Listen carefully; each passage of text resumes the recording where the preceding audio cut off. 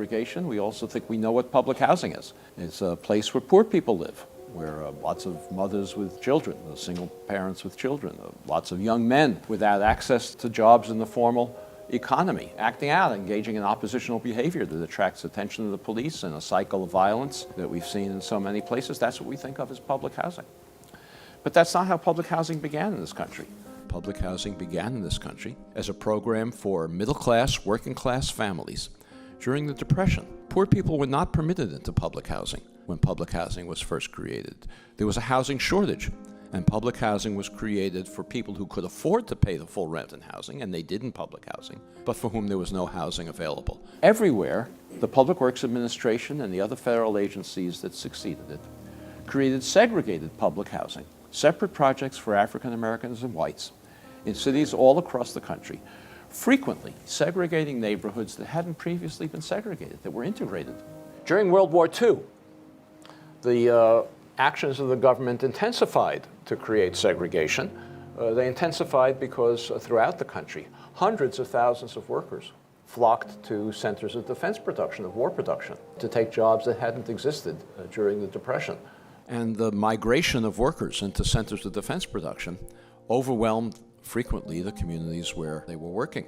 The federal government had to build housing for these workers if it wanted the ships to be produced. For the African Americans, they built the housing on temporary housing because the explicit goal of the housing was that African Americans after World War II would leave and go back to the South. So they built temporary housing for the African Americans along the railroad tracks and near the shipyards, and they built more stable housing for the white migrants in the white residential areas. Very soon after that, now in the mid-1950s, a development occurred everywhere in the country, which was systematic, similar, and widespread. And that was that suddenly all the white projects began to develop large numbers of vacancies. All the black projects began to develop long waiting lists. And soon the situation became so untenable, so conspicuous. You couldn't have projects in the same city, some of which were virtually empty and the other of which had long waiting lists. The federal government and local housing agencies opened up all projects to African Americans. And then at about the same time, industry left the cities. Fewer and fewer jobs became available to the now increasingly and soon almost all African American population in the public housing. The population could no longer afford to pay the full cost of its rent, so the government had to begin subsidizing public housing. Maintenance declined in the projects. Prior to this, maintenance workers lived in the projects. They were paid good salaries and lived in the projects. Upkeep declined. The projects became vertical slums that we came to associate with public housing today. Another federal program that was perhaps even more powerful in creating racial segregation, and that was a program of the Federal Housing Administration designed to move white families out of urban areas into single-family homes in the suburbs. At a racially explicit basis, we created a white noose around every urban area with federally subsidized single-family home subdivisions. These were giant subdivisions in many cases. The most famous of them, I'm sure you've heard of it, is Levittown, east of New York City.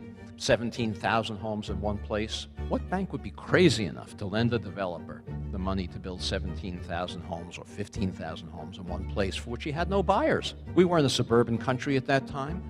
People thought the whole idea was lunacy. Who's going to want to live in a single-family home when they can live in the city instead? Any of these developers, the only way they could get the capital to build these giant subdivisions was by going to the Federal Housing Administration, submitting their plans for the development, for approval of the construction materials they were going to use, the architectural design, the layout of the streets in the subdivision, and an explicit commitment not to sell a home to an African American, required by the Federal Housing Administration. The Federal Housing Administration even required, as a condition of these guarantees, developers like Levitt to place a clause in the deed of every home prohibiting resale to African Americans or rental to African Americans. These deeds still exist in these homes today. They're no longer enforced, no longer enforceable, but they're still there. What was the consequence of this? Well, those homes in those days, in all of these suburbs, they sold for $10,000 or less, $8,000, $9,000 a piece. In today's money, that's less than $100,000, probably $90,000. African Americans who were prohibited, not they didn't want to, not because they didn't like living among whites, they were prohibited from moving into these suburbs, and they could easily afford to do so. Any working class family can afford to buy a home for $90,000, roughly twice national median income. Those homes and developments like that now sell for $300,000, $400,000, $500,000 and more. The white families over the next couple of generations gained, you can do the arithmetic, $200,000, $300,000, $400,000, $500,000 in equity.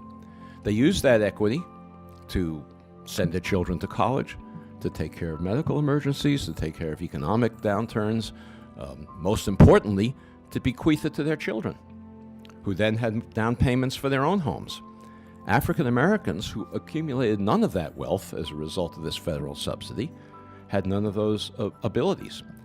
Today, nationwide, African American incomes are on average about 60% of white incomes. African American wealth today is 10% of white wealth. That enormous disparity between a 60% income ratio and a 10% wealth ratio is entirely attributable to unconstitutional federal housing policy practiced in the mid-20th century that has never been remedied. It's a constitutional violation. Of course, it determines the ongoing racial inequalities we have today.